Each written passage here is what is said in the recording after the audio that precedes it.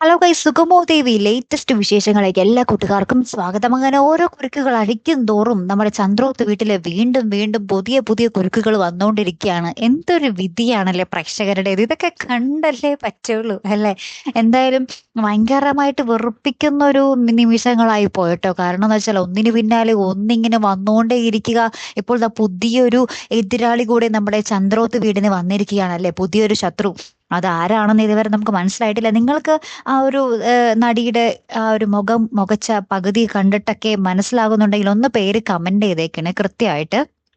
പലരും പല പേരുകൾ കമന്റ് ചെയ്തിട്ടുണ്ടെങ്കിലും നമ്മൾക്ക് ഇന്നറിയാം അല്ലെ, വ്യക്തമായിട്ട് ആരാണ് യഥാർത്ഥ വില്ലത്തി എന്ന് നമുക്ക് ഇന്ന് മനസ്സിലാക്കാൻ സാധിക്കും. ഇനി എതിരാളി പ്രഭാവതിയുമായിട്ട് എന്തായിരിക്കും ബന്ധം, പ്രഭാവതിയോട് ഇത്ര ശത്രുത എങ്ങനെ വന്നു, ഇനി അത് സിദ്ധാർത്ഥനും കുടുംബത്തെ എങ്ങനെ അത് ബാധിക്കും എന്നുള്ളതാണ് നമ്മുടെ സുഗമോദേവിയിൽ അടുത്തൊരു കഥാഘട്ടം തന്നെ വന്നു കഴിഞ്ഞു അല്ലെ.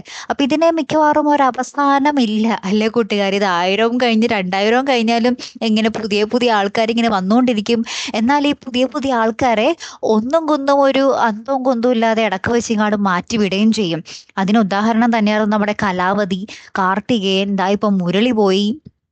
അങ്ങനെ പലരും ഇതിൽ നിന്നും പൊയ്ക്കൊണ്ടിരിക്കുക. എന്നാലും ഇവര് ഞങ്ങൾ വിട്ടു കൊടുക്കൂല എന്ന് പറഞ്ഞ പുതിയ പുതിയ കഥാപാത്രങ്ങൾ ഇങ്ങോട്ട് ഇറക്കിക്കൊണ്ടും ഇരിക്കുന്നുണ്ട്, കുറെ എതിരാളികളെയും തൊഴിലാളികളെയൊക്കെ ആയിട്ട്. എന്തായാലും നമുക്ക് നോക്കാം അല്ലെ. നിങ്ങൾക്കും തോന്നുന്നില്ല ഇതൊരു വെറുപ്പിക്കലായിട്ട്? പിന്നെ നിങ്ങൾക്ക് ആ ഒരു നടീനെ മനസ്സിലായെങ്കിലും ഒന്ന് കമന്റ് ചെയ്തേക്കണേ. അപ്പൊ കാത്തിരുന്ന് തന്നെ കാണാട്ടോ. അടുത്തൊരു വീഡിയോയുമായി വരുന്നത് വരയ്ക്കും ഗുഡ് ബൈ.